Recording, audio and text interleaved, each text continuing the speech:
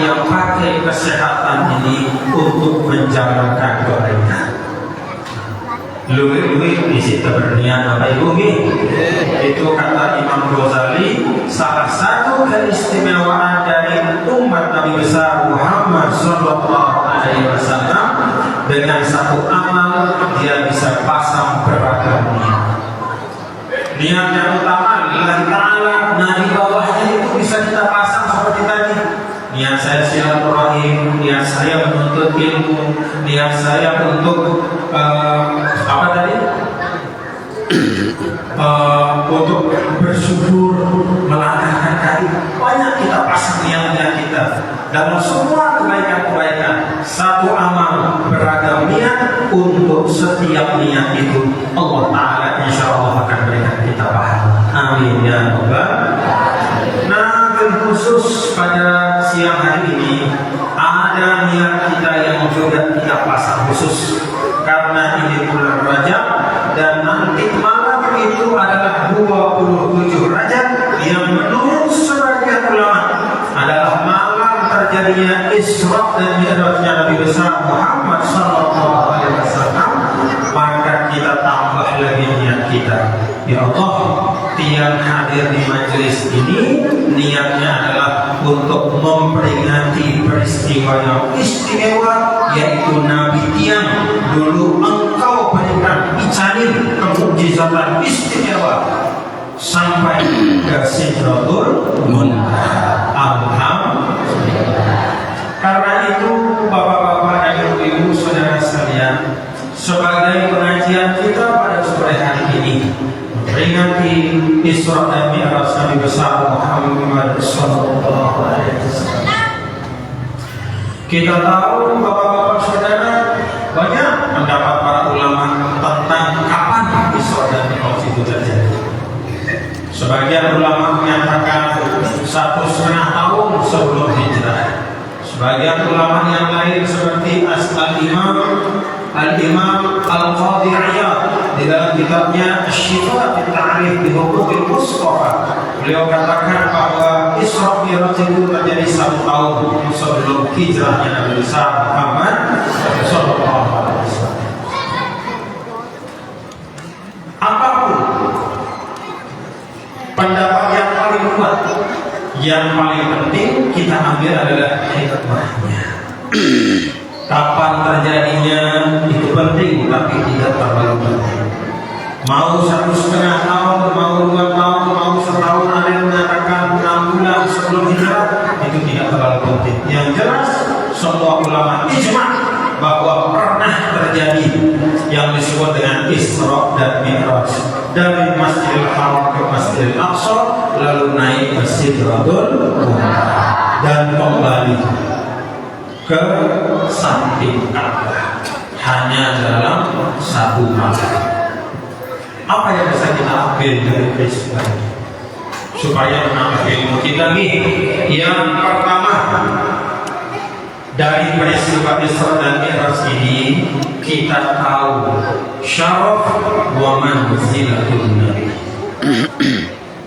Dari Isra dan Mi'raj ini kita tahu bagaimana istimewanya Nabi kita.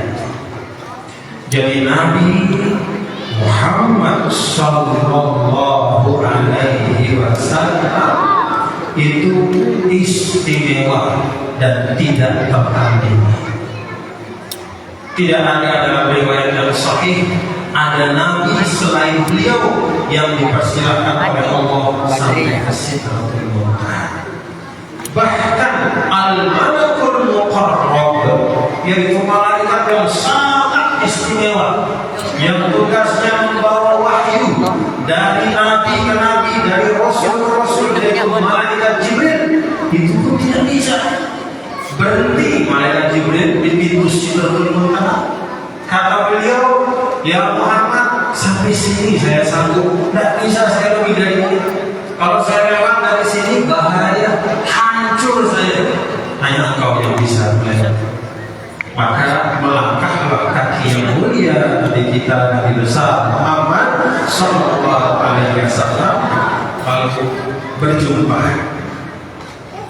Walaqad ra'ahu nazlatan ukhra. sidratil muntaha indaha jannatul ma'wa idh yaghsha sidrata ma yaghsha ma zaghal basaru wa ma tagha. Ini Nabi kita. Syukur Bapak Ibu? Syukur?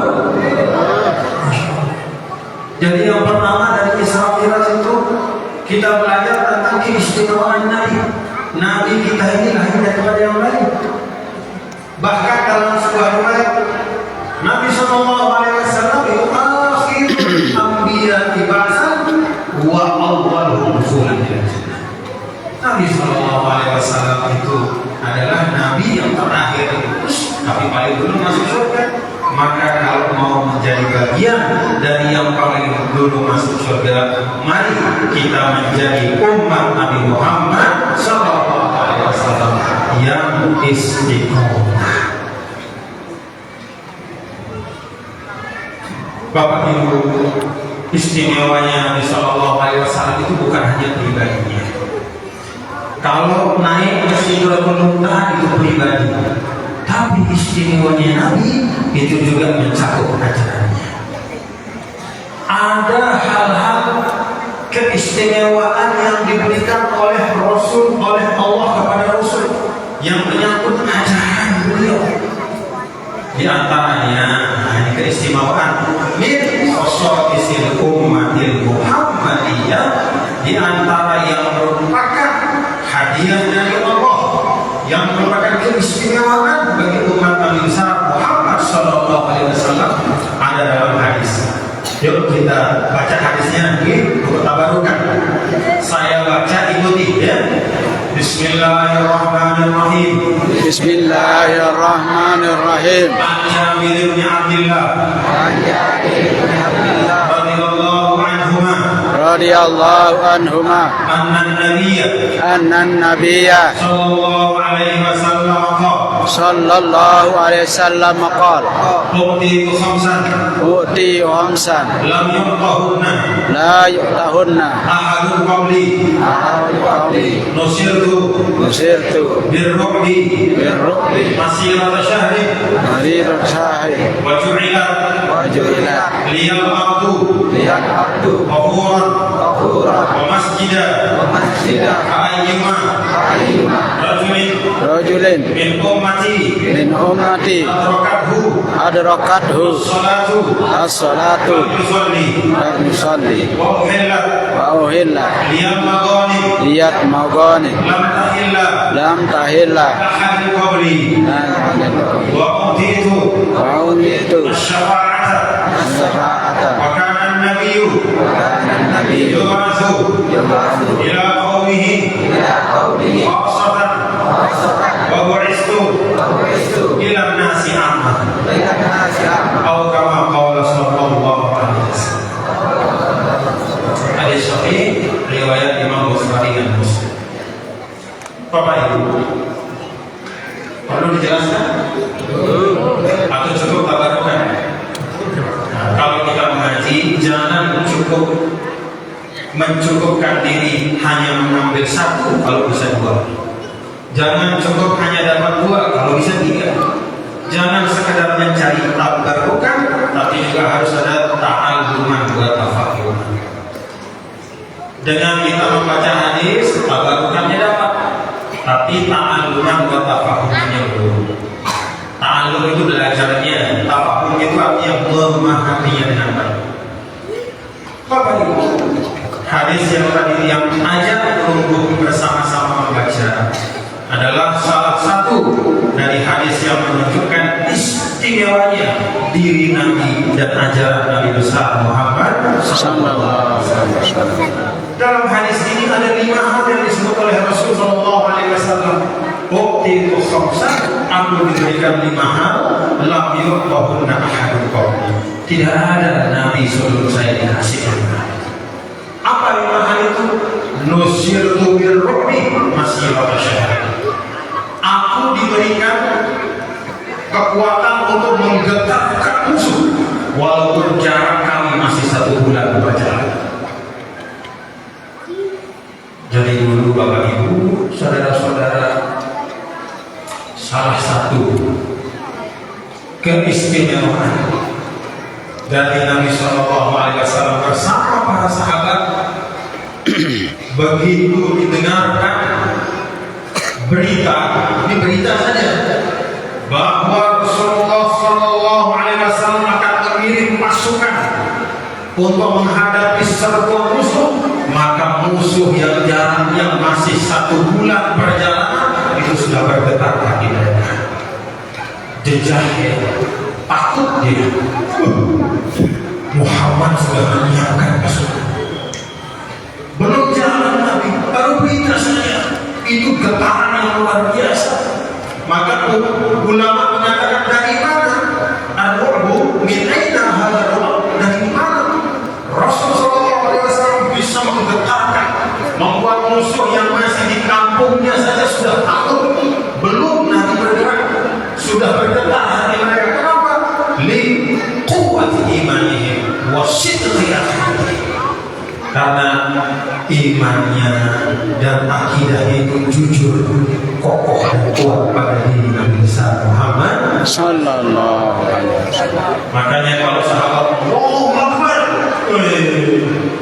tidak ada speaker, tapi suara Allahu Akbar itu menggetarkan sampai orang yang jaraknya 1 bulan perjalanan entah berapa ratus kilo itu bergetar.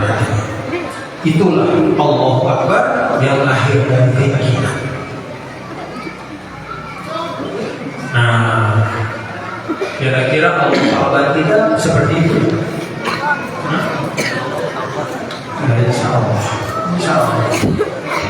Tapi sekarang kita lihat umat Islam ini bukannya ditakuti atau disegani, justru dia yang banyak jadi penakut. Banyak sekali jadi penakut.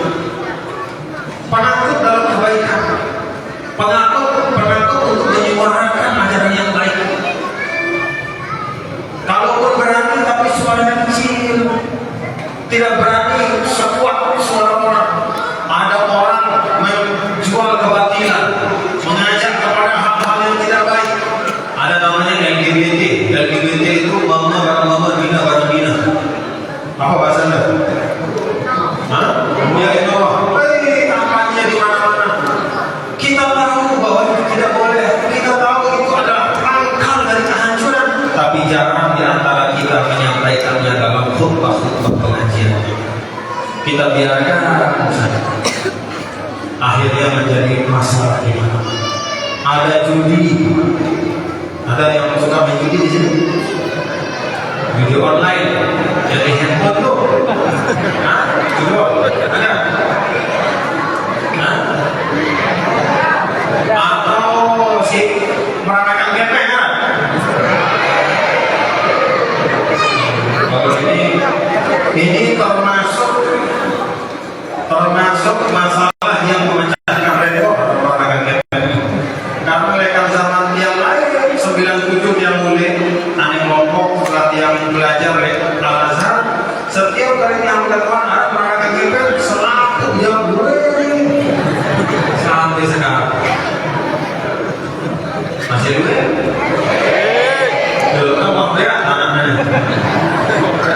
anak dia itu mesti wanen. Wanen dalam arti jangan, yuk kita hentikan hal seperti itu. Karena sebagaimana ketaatan itu membawa berkah, kemaksiatan itu juga lahu syukur, ada kesialannya.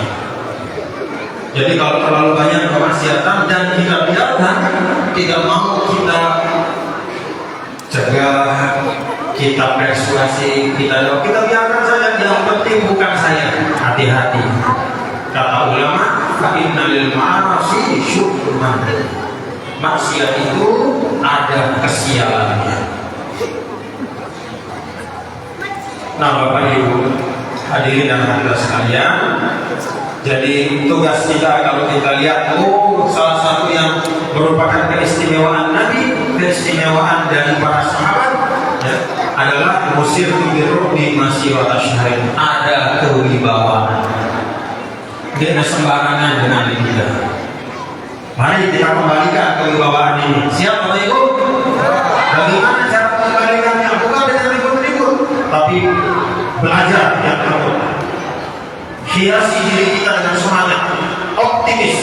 Kita bangun masyarakat yang sehat, yang baik, yang saling mengajak kepada kebaikan, akan timbul tumbuh marwah dan kehormatan. Nah, ada yang dari macam-macam. Dari mana itu? Lekat tanah biar. Jangan macam-macam sama tanah biar. Orang-orang itu hebat-hebat. Orang-orang itu saling menjaga dalam kebaikan. Orang-orangnya itu saling mencegah, menasihati untuk menjauhi keburukan. Mereka itu orang yang berani dalam kebaikan. Mau Bapak Ibu begitu? Ingat ada sini. Muslim itu birobi masih orang syahid. Ada kewibawaan, ada harga diri, ada marwah, sehingga tidak ada yang berani sembarangan melecehkan dan menghina. Lalu yang kedua, keistimewaan Rasulullah SAW dan agama Islam. Ju'ilat liyal ardu qubur masjidan fa ayyu rajulin min ummati adraka as-shalah falyusallih. Kata Nabi SAW, kalau umat-umat sebelum saya itu tempatnya ibadah sudah ditentukan, tidak boleh di luar itu. Khusus, misalnya kalau orang Yahudi namanya Saumah atau sinagog bahasa Indonesianya. Sinagog itu rumah ibadah orang Yahudi. Kalau orang-orang Nasrani maka namanya adalah kanisa atau gereja. Disitulah dia membuat kebaktian atau ibadah atau sembahyang. Kalau umat Nabi besar Muhammad SAW, kata beliau, ju'ilat liyal ardu tahuran wa masjidah. Dijadikanlah seluruh permukaan bumi ini. Bahkan kata ulama bukan hanya permukaan, langitnya juga, lautnya juga, bumi ini dimanapun Anda berada sebagai umat Nabi Muhammad dan masuk waktu sholat isya boleh.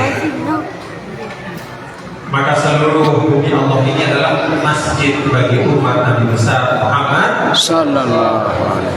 Memang ada masjid seperti Nurul Rahman ini, kita sholat di sini untuk paling bagus berjamaah. Tetapi hakikatnya tempat kita meletakkan apa namanya? Bahasa Arab apa? Kuburan. Belakang. Tahu kan ngomong belakang ke sembahyang.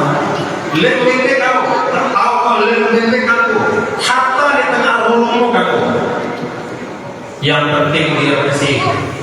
Kalau tengah jalan misalnya, ya, suatu keadaan, misalnya kita lagi musafir pakai mobil di tengah kampung, tiba-tiba kita lihat dari peta, wah, tak ada masjid.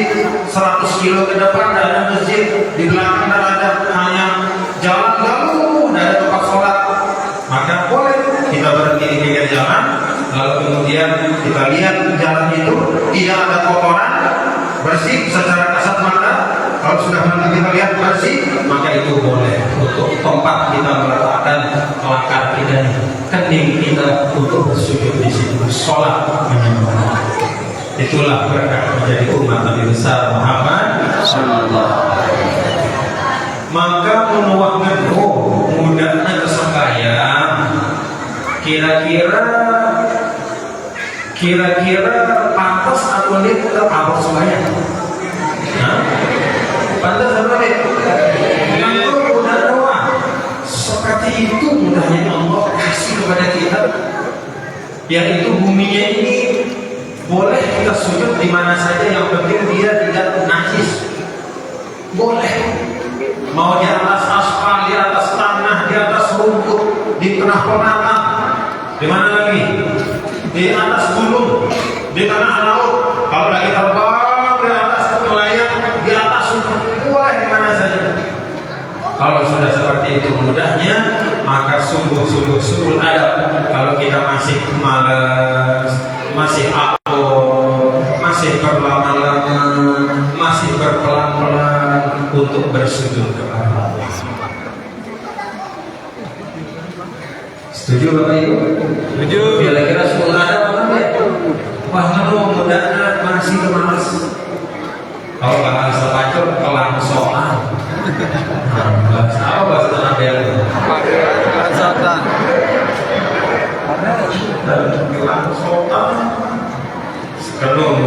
Dengan arah air kanggo kedudu. Kanggo kedudu. Bahkan sebagian ulama kalau debu itu disebut bubar. Bubar itu ada debu yang kalau dipukul kok udah kelihatan. Bahkan sebagian ulama mengatakan tidak perlu yang kok. Maka bahkan sebagian ulama membolehkan itu debu yang menempel walaupun tidak kasar kata, anggap saja ada debu. Udah mulai saking dimudahkan.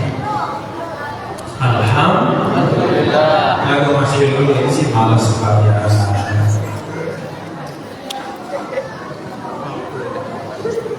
Mari Bapak Ibu, keistimewaan ini kita manakan sebagai tanggung jawab. Oh, kalau Allah sudah memudahkan semua buminya ini untuk menjadi tempat sujud, maka malulah aku kalau aku jarang bersujud kepada Dia. Nah, perbanyak sujud kita. Alhamdulillah. Lalu yang ketiga, wa uhillat liyal maghani wa lam tuhalla li ahad wa lam tahilla li ahadin qabli. Kalau dulu rampasan perang itu tidak boleh dimanfaatkan, maka pada masa Nabi kita Nabi Muhammad SAW, kalau terjadi peperangan, apa yang diperoleh dari musuh itu dibolehkan untuk diambil dan dibagi sesuai dengan peruntukan yang ditentukan oleh Allah dan Rasulnya. Lalu yang keempat, wa utitu syafa'ah. Aku ini kata Rasulullah SAW diberikan hak untuk memberikan syafaat. Alhamdulillah. Harap syafaat sih paling berat ya akhirat. Mudah-mudahan yang belum termasuk ini yang disebut dengan asy-syafa'atul uzma, yaitu syafaat di padang mahsyar saat semua nabi menyerah. Kata Nabi Adam, jangan saya malu, saya disuruh jangan makan buah saja saya nggak sanggup menahan diri, jangan saya malu, saya disuruh kepada Nabi pakai buah jangan. Nabi Isa nggak sanggup, hanya kemudian Nabi kita Nabi besar Muhammad Sallallahu Alaihi Wasallam yang kemudian mendoakan, dan lalu umatnya yang berada tahta liwa'il hamdi, di bawah panji pujian kepada Allah, panji pujian, panji alhamdulillah. Kalau kata ulama, orang yang berada di bawah panji alhamdulillah di akhirat, semuanya nanti insya Allah akan diberikan syafaat dan dimudahkan masuk ke dalam surga. Amin ya rabbal. Pertanyaannya, bagaimana caranya supaya kita berada di bawah panji alhamdulillah? Ada yang bisa jawab nggak? Hah? Ada yang bisa jawab nggak? Kan sederhana, nama panjinya alhamdulillah. Maka apa yang mesti kita kerjakan supaya berada di bawah panji alhamdulillah itu? Syukur. Banyak-banyak mengucap alhamdulillah. Kan begitu. Al-jaza'u min jinsil amal. Kaidah kata Nabi, balasan di akhirat sesuai dengan jenis amal kita di dunia. Maka kalau mau berada berada di bawah panji alhamdulillah, maka banyak-banyak mengucap alhamdulillah. Innallaha qasamal a'mal kama qasamal arzaq. Allah Ta'ala membagi amal-amal di dunia sebagaimana Allah membagi rezeki, dan itu nanti tercermin di akhirat nanti. Maka di akhirat ada yang namanya babus sholat, pintu surga namanya pintu sholat. Mau masuk dari situ? Bagaimana caranya? Kan gampang nih. Boleh. Nah, untuk ini jauh sebab kita kerjakan sholatnya. Jangan sholatnya susah, tapi mau yang masuk melalui pintu sholat. Sholat itu tidak bisa. Ada namanya bagus sedekah. Buat siapa bagus sedekah? Orang yang min ahlis sedekah, cinta berbagi. Maka nanti dipersilahkan masuk surga dari bagus sedekah. Kata Rasul Sallallahu Alaihi Wasallam, wahai Abu Bakar, engkaulah sahabatku yang nanti di akhirat karena amal-amalmu itu sudah sangat banyak, maka engkau dipersilahkan untuk masuk dari pintu mana saja. Kenapa? Karena Sayyidina Abu Bakar itu ahli sholat, ahli sedekah, ahli puasa, ahli jihad, ahli segala macam. Maka masing-masing pintu surga itu akan memanggil beliau. Abu Bakar, masuk lewat sini.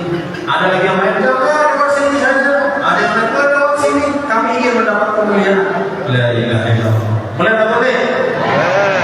Ina Halimah, biar Ina Halimah tidak. Ina Halimah, apa tidak? Tidak. Ina Fatimah. Tuhan angkat tangan Ina Fatimah. Ina Muhammad, si anak Muhammad. Ina Muhammad, lekan tangan dia, coba angkat tangan. Silakan masuk melalui pintu sholat. Depan ini, dan di sana itu otomatis tidak ada rekayasa. Ngenuh kejadian, mau ngenuh. Jadi tidak bau arah mau istilah nanggap, arah istilahnya apa membuat image kurang-kurang. Tidak bau, denara kurang-kurang. Pokoknya ngumpi kita rumah kita dari saya mau tempat sholat dan pulang lelah-lelah wasiqal ladina taqaw. Dan perlu kita benar utara le wasiqa tegeroh. Apa bahasanya? Tegeroh. Misalnya sida kok jatah dan lama lekan pintu surga si arahnya babu silaturahim tegeroh sida. Langsung dari itu babu silaturahim. Karena janji Allah dalam akhir surah Zumar, wasiqal ladzina taqaw rabbahum ila jannati zumar. Digeroh kita, dipersilahkan, didorong kita, diarahkan, maka tidak ada yang tersesat insyaallah. Mudah-mudahan amin ya Allah. Lalu yang kelima dari hadis yang kita baca tadi, wa kana kullu nabiyyin yub'atsu ila qaumin khassah wa bu'istu ila kafatin nasi. Semua nabi itu khusus hanya untuk kaumnya. Kalau Nabi Isa hanya untuk kaumnya, Nabi Yahya hanya untuk kaumnya, Nabi Nuh hanya untuk kaumnya, maka Nabi besar Muhammad SAW untuk seluruh umat manusia. Alhamdulillah. Karena itu bapak-bapak ibu saudara, kalau kita tahu agama Islam ini untuk seluruh umat manusia, kewajiban kita untuk bisa ikut menyampaikannya kepada seluruh umat manusia. Karena itu anak kita didik dia belajar supaya jago berdakwah. Ajarkan dia bahasa, menguasai bahasa asing, bahasa Inggris, bahasa Arab, bahasa Cina, bahasa Jepang. Kenapa? Supaya dia bisa berdakwah nanti di sana. Di Cina itu ada 1,3 miliar hamba Allah. Kalau tidak ada yang mampu menyampaikan Islam dengan baik di lisan qaumihi sesuai dengan bahasa yang mereka pahami, nanti tidak akan paham mereka tentang Islam. Lalu di akhirat nanti ditanya orang Cina, dengan Cina, misalnya nih Tiongkok, kenapa kamu tidak masuk Islam? Hanya, ada yang beritahu saya. Mana itu orang lihat itu? Dia pintar bahasa sastra saja. Dia pintar menyalahkan antar diri mereka saja. Kami ini yang jumlahnya miliaran, tidak ada yang berkata kepada kami. Hanya, jangan salahkan kami ya Allah. Orang-orang Islam yang tidak mau berkata kepada kami. Bahaya kan? Jadi dia terbangga-bangga dari umat Nabi Muhammad SAW semata kebanggaan. Karena ingat, kullu syaraf yuqabiluhu mas'uliyah. Setiap kemuliaan ada tanggung jawabnya. Maka di hadis ini ingat-ingat Bapak Ibu banyak masih hamba-hamba Allah di mana-mana, di negara-negara yang jauh belum sampai dakwah Islam di situ. Karena tidak ada yang bisa bahasa sana. Tidak mengerti mereka. Makanya Imam Ghazali menyatakan orang-orang Rum pada masa ini, yang disebut Rum pada masa beliau itu orang-orang bagian yang Turki sekarang, ya, yang belum masuk Islam pada waktu itu. Kalau mereka meninggal, kata Imam Ghazali, hukum ahli fatrah, maka hukum mereka adalah hukum ahli fatrah. Kenapa? Karena belum sampai dakwah kepada kita. Nah, oleh karena itu, Guru Khalil, sama semua di sini, tokoh-tokoh tanah liat, mari kita ciptakan dai-dai, anak-anak kita yang mengerti bahasa, yang bisa menjadi juru dakwah untuk menyampaikan ajaran Nabi kita, Nabi besar Muhammad SAW. Di kampungnya dulu, lalu kemudian keluar, terus keluar daerah. Kalau sudah keluar daerah, keluar pulau, keluar provinsi, lalu keluar negeri. begitu sudah.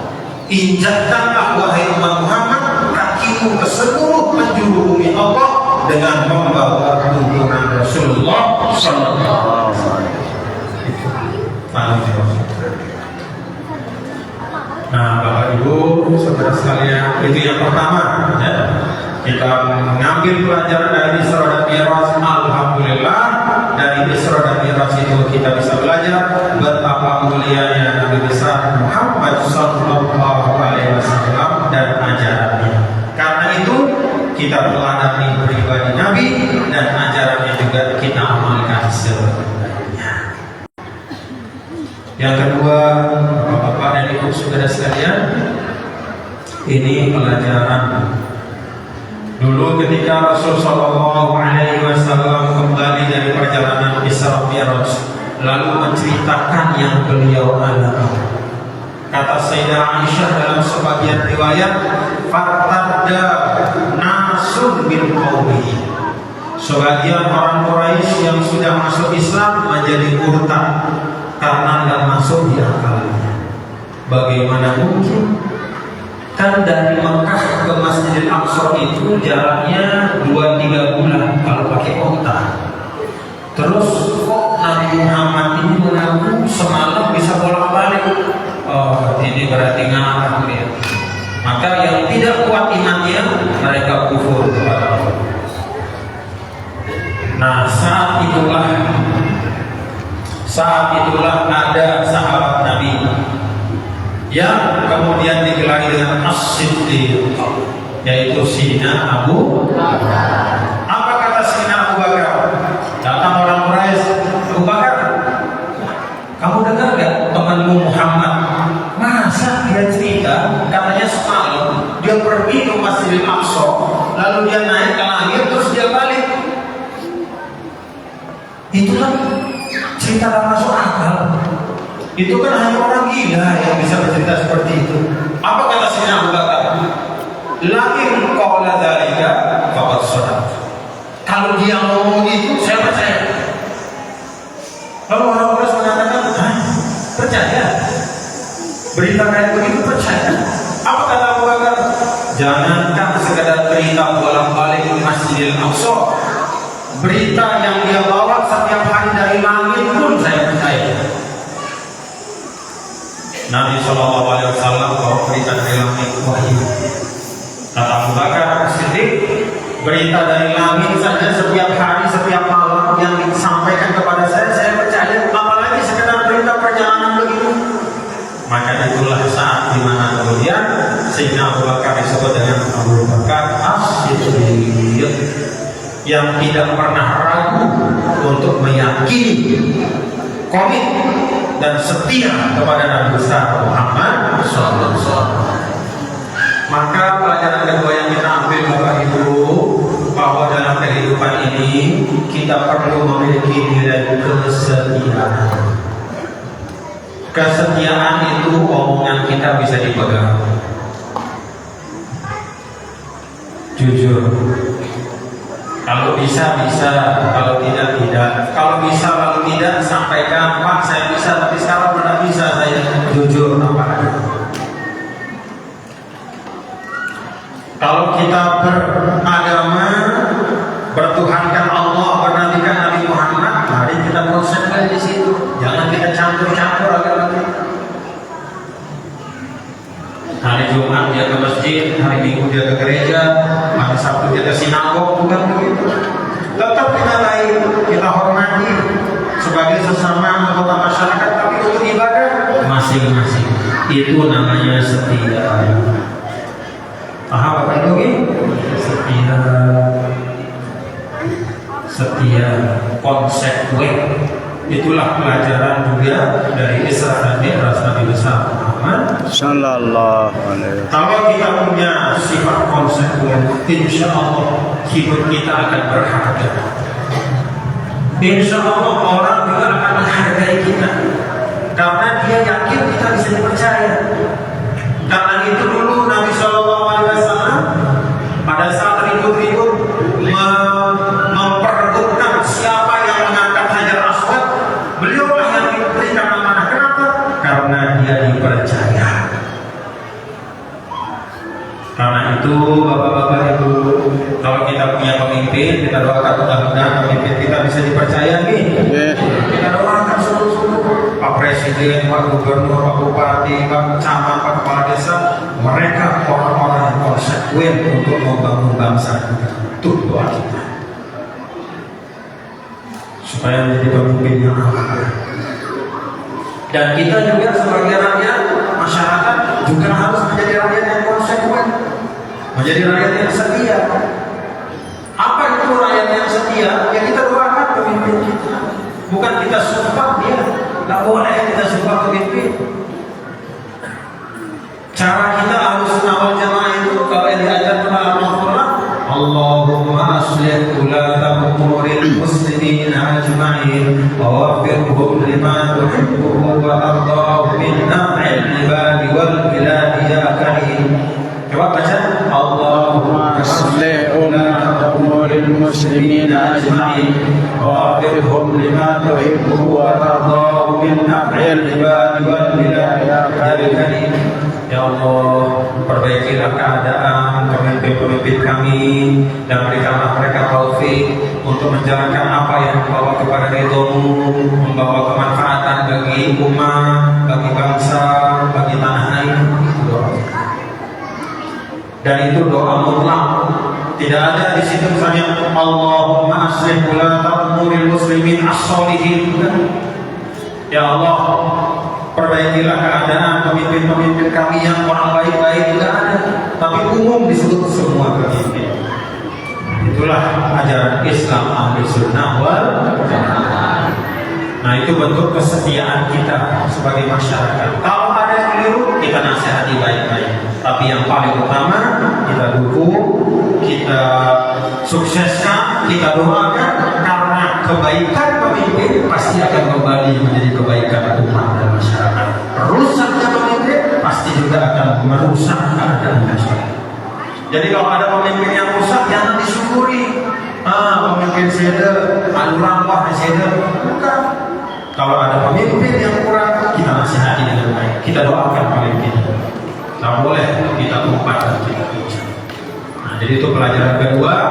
Sayyidina Abu Bakar menjadi seorang yang istimewa, menjadi sahabat yang paling hebat, yang paling afdalus sahabati ala al-itlaq inda ahli sunnah wal jamaah, Abu Bakar As-Siddiq.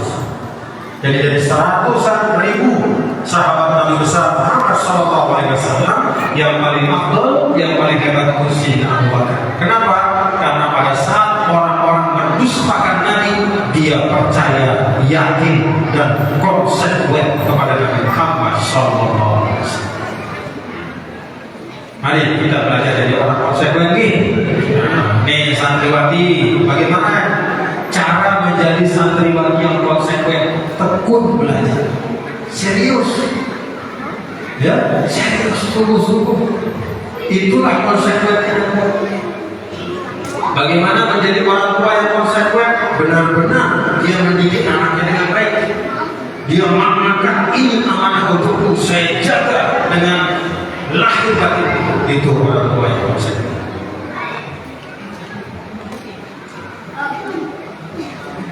Pelajaran yang ketiga, Bapak Ibu Saudara, dari Isra dan Mi'raj itu dulu ketika Nabi sampai ke Masjidil Aqsa, Allah kumpulkan semua Nabi dan Rasul.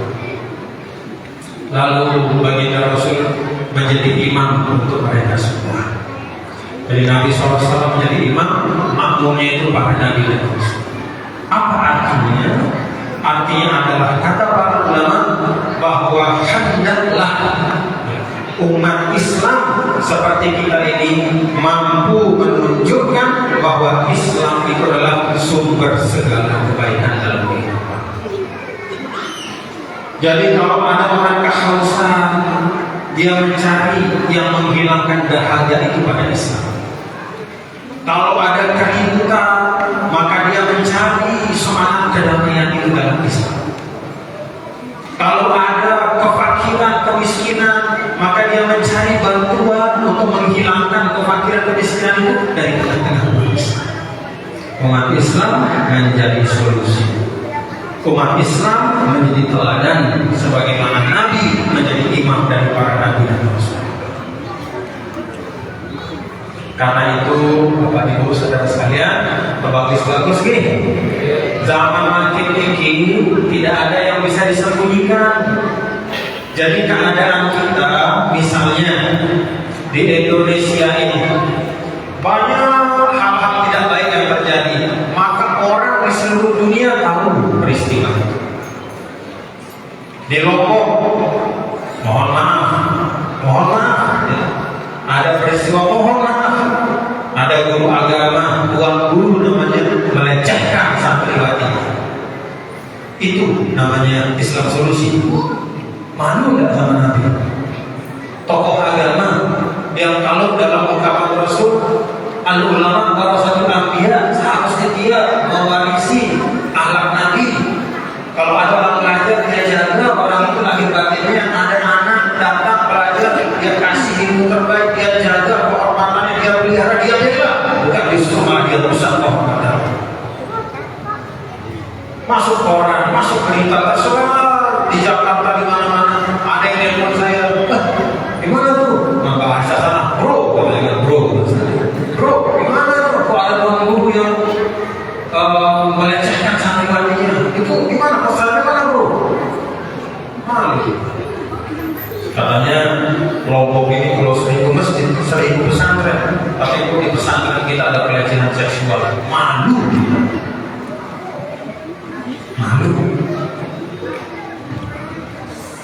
Ayo kita lakukan. Yang ketiga ini, ya, bahwa Allah Taala kita Nabi Muhammad SAW ingin kita ini umat Islam diteladan dalam kebaikan, bukan menjadi berita di dalam keburukan dan kejahatan. Ayo, saya harap di Tanah Gea dan di seluruh pesantren yang ini tidak boleh ada perbuatan seperti itu. Paham Bapak Ibu? Paham. Dan ayo kita sama-sama laksanakan. Bagaimana caranya? Mitigasi. Al-wiqayah khairun min al-ilaj. Mari kita cegah. Karena mencegah jauh lebih baik dari mengobati. Kalau misalnya ada pondok pesantren yang nyampur di situ antara laki perempuan, guru laki-laki atau pimpinan pondoknya tinggal di asrama putri apa semua, tidak ada batasan apa segala macam. Yuk, mari coba dirubah. Yuk, cegah.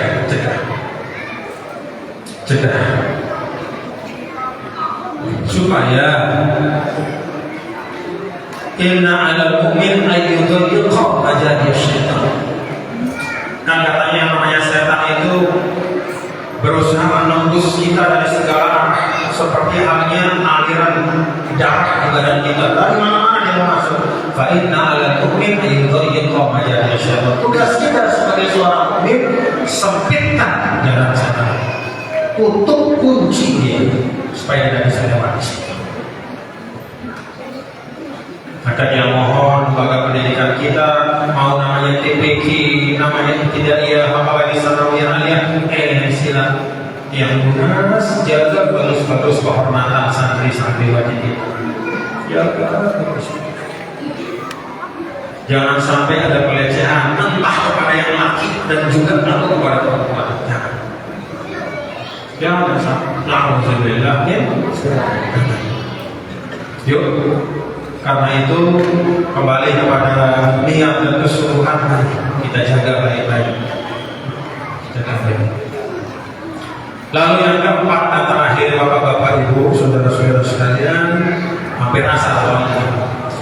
Coba dulu Rasulullah SAW ketika sampai ke Sidratul Muntaha diberikan perintah sholat oleh Allah. Berapa kali?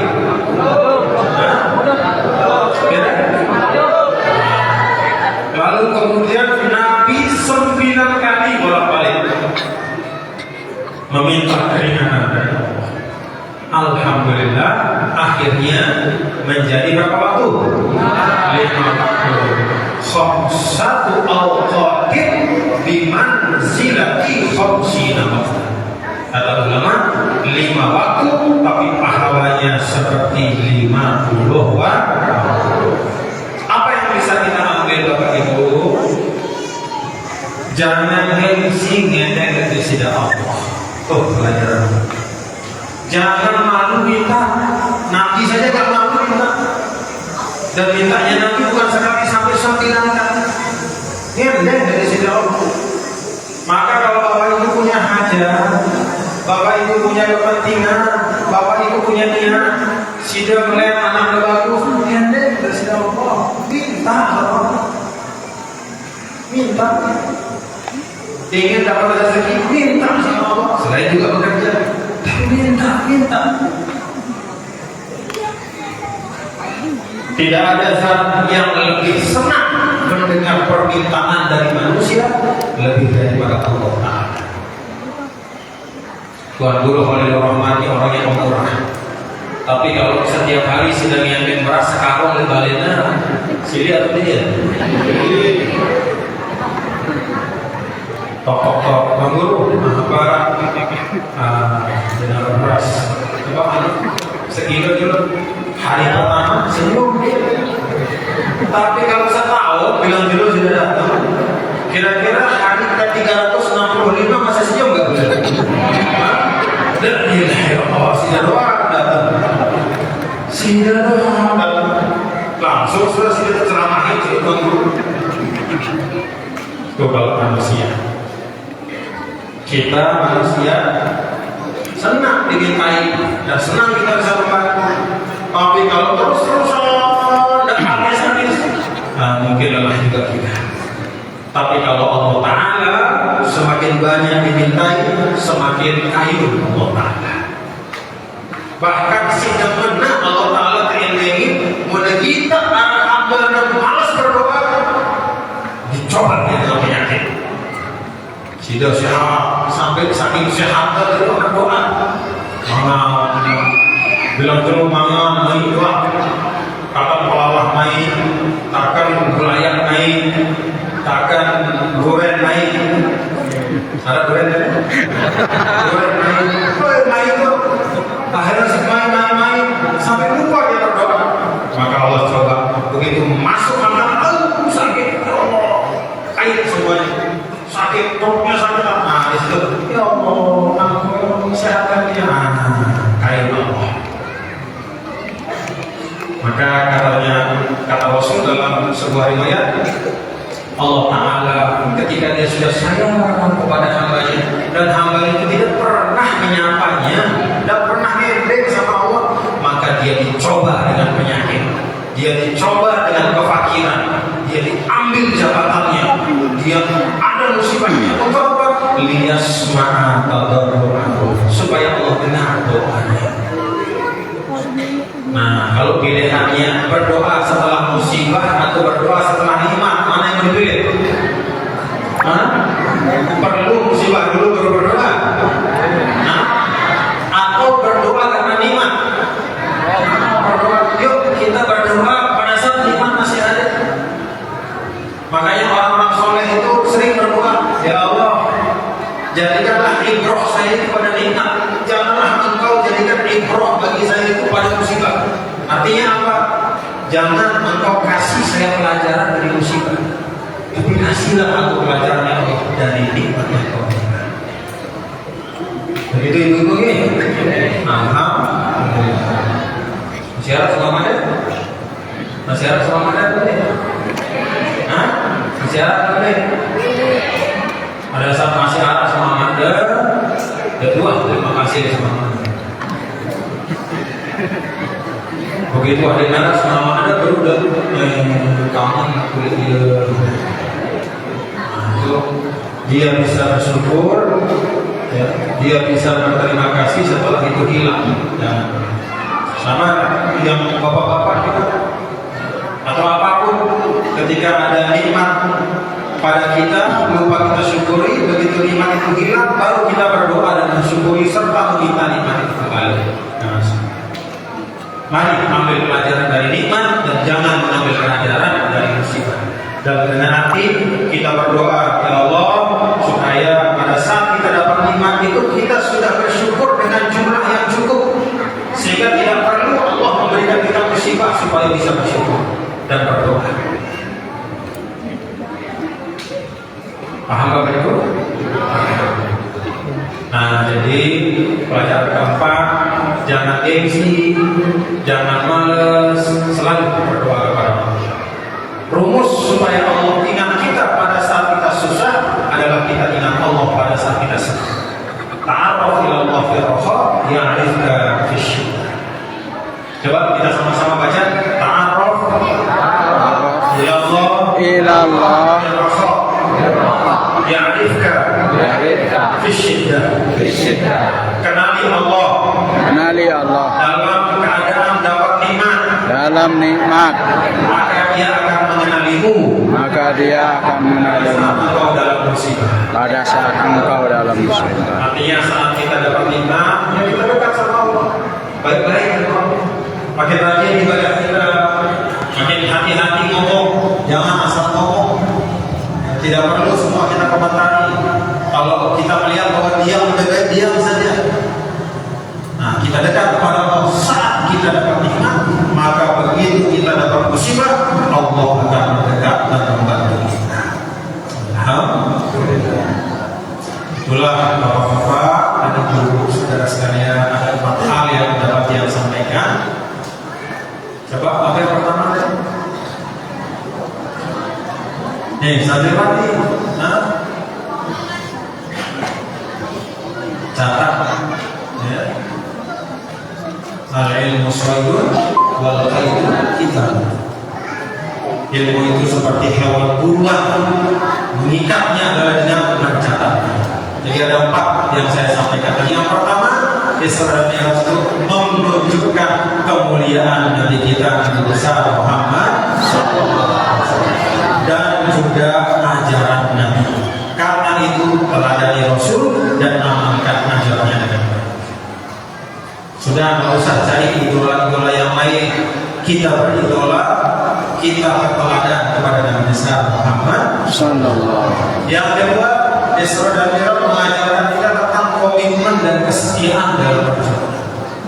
Jangan jadi orang yang belum berdaya. Belum berdaya. Dia berdaya. Apalagi Zulwajdain ke sini ngomong yang bagus, memuji-muji. Begitu dia yang satu lagi, dia celah yang itu, dia puji yang ini, dia kembali lagi, dia puji yang ini, dia celah yang situ. Itu Zulwajdain. Jangan menjadi orang seperti itu. Dalam hidup konsekuen, setia dalam perjuangan. Di situ harga kita. Lalu yang ketiga, apa tadi?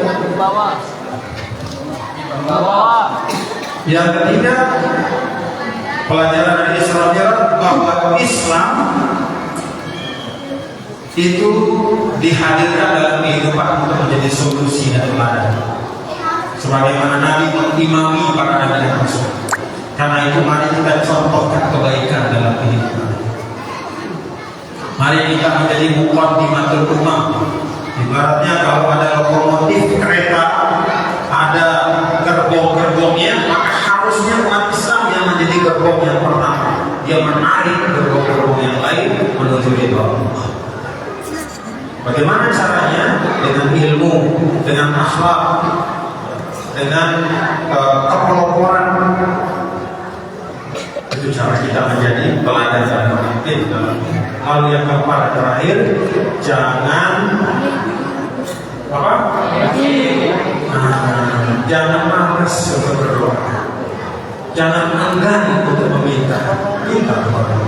Iya karena dulu, iya kan kalau kata ulama, la takhaf min dzil 'arsy jangan takut kurang karena isi 'arsy Allah itu tidak ada batasan, tidak ada habis. Karena itu jangan bertanya, selalu manusia berdoa masih mau dia punya takut ya Allah. Yang diminta oleh manusia itu kalau dalam hadis qudsi kata Rasul, ya, Allah Ta'ala menyatakan, wahai manusia, kalau semua kalian berdiri mengangkat tangan bersamaan dan meminta kepadaku, maka yang aku berikan kepadamu itu tidak mengurangi dari kekayaan rahmat kasih sayangku dan karuniaku lebih daripada setetes air di tengah samudra. Jadi kalau semua manusia nyender barang-barang, maka yang Allah berikan kepada semua manusia pada saat itu tidak lebih dari hanya setetes dari kekuasaan, kekayaan, dan kekuasaan yang tidak ada batasan. Mudah-mudahan Allah merahmati kita semua Bapak Ibu. Nah, hadis yang kita baca tadi, ada dua hadis yang saya ajak baca tadi. Saya ijazahkan hadis itu ya. Saya ijazahkan hadis itu dan dipahami dan diamalkan. Yang pertama tadi hadis tentang 5 keistimewaan umat Nabi Muhammad. Ya. Pertama ada kewibawaan yang lahir dari iman yang pokok. Yang kedua, bumi Allah ini diberikan menjadi suci. Orang boleh sembahyang di mana saja, yang penting tempat itu suci, tidak harus di masjid. Yang ketiga, rampasan perang dihalalkan. Yang keempat, syafaat diberikan. Dan yang kelima, pesan Islam itu untuk seluruh umat manusia, tidak terbatas hanya untuk orang. Itu dihafalkan dari hadisnya ya. Itu hadis yang termasuk hadis yang mempunyai fawaid katsirah. Lalu yang kedua, ta'aruf ila Allah fil raha ya'rifka bisyiddah. Ingat-ingat apa artinya? Dekatlah kepada Allah, ingatlah Allah saat engkau senang, maka Allah akan mengingatmu saat engkau susah. Nah, itu juga diamalkan, mudah-mudahan menjadi berkah untuk kita semua. Inilah yang dapat saya sampaikan. Dan untuk anak-anakku, para santri-santriwati, semangat belajar ya, semangat belajar, ya, tekun belajar. Jadi at-tasallu afdalat tasalluhi bil ilmi wa tuqwa. Bersenjatakan yang terbaik untuk menghadapi masa depan, kata ulama, bil ilmi wa tuqwa, ilmu dan takwa. Kalau sudah punya dua itu, insya Allah tak ada gunung yang terlalu tinggi, tak ada laut yang terlalu lebar, bisa kita lewati, bisa kita tempuh. Insya Allah. Itulah harapanku kepada anak-anakku, para santri-santriwati, dan semua niat baik kita, termasuk untuk madrasah hidayah kita dan semua madrasah-madrasah kita, pondok-pondok kita. Semoga Allah Taala ditamim bil khair, ditamim wa yubaligh maqasidana. Allah sampaikan niat-niat kita, Allah mudahkan cita-cita kita, Allah jadikan semua yang kita bangun itu membawa kebaikan dan keberkahan untuk seluruh umat. Amin ya rabbal alamin. Demikian yang dapat saya sampaikan. Yang sayang sama perunggu semua kita tetap saling doakan tidak doakan perunggu doakan tiang juga saling mendoakan dalam kebaikan itu. Apa katanya, doa mukmin dan akhir mukmin bisa berbagai mustajab. Kalau kita sering bisa jarang jumpa, lalu kita mendoakan entah guru kita, entah siapa yang kita kenal yang jauh dari kita jarang ketemu, kata Allah itu, kata Rasul itu salah satu doa yang mustajab. Jadi mendoakan orang yang terpisah jauh jaraknya dari kita. Demikian, mohon maaf apabila ada kekurangan-kekhilafan. Tolong dijaga majelis-majelis kita yang tetap harus Islam ahlus sunnah wal jamaah. Paham Bapak Ibu? Jangan mau ada paham-paham aneh-aneh yang membuat kita kurang hormat, kurang ta'zim kepada guru-guru kita, yang membuat kita sering suudzon kepada ulama-ulama kita. Jangan ya. Kita diajarkan ahlus sunnah wal jamaah yang di situ ada penghormatan kepada guru-guru kita. Amalan-amalan yang kita laksanakan dengan baik karena kita yakin itu pasti ada dasarnya dari Al-Quran, hadis ataupun dari pendapat para ulama. Jaga ahlus sunnah wal jamaah, perkuat silaturahim. Semoga Allah menjadikan tanah biak di tempat yang diberkahi. Amin ya rabbal alamin.